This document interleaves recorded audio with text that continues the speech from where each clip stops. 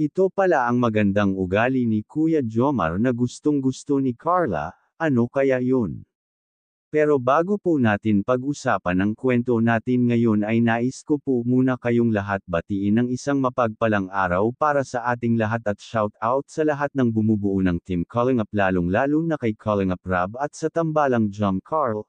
At kung bago lang po kayo sa aking munting channel hiling ko po sana na huwag niyong kalimutan mag-like at mag-subscribe. Salamat po.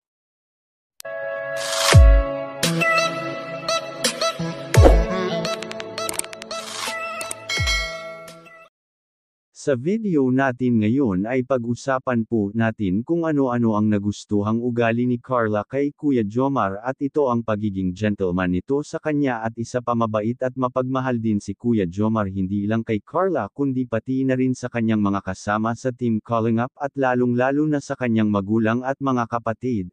Tara pakinggan po natin ang pahayag ni Carla ukol sa kwento natin ngayon. Ate Carla, ano bang nagustuhan o natuuhan mo sa lalaking yan? Ika, masaya din kasama si Kuya Jomar. Ano kasi mabait si Jomar. Gentleman. Ang galing mo Kuya Jom siya. Grabe, sayang-sayang talaga ako. O mga Kalingap sang-ayon ba kayo sa sinabi ni Carla patungkol sa ugali ni Kuya Jomar?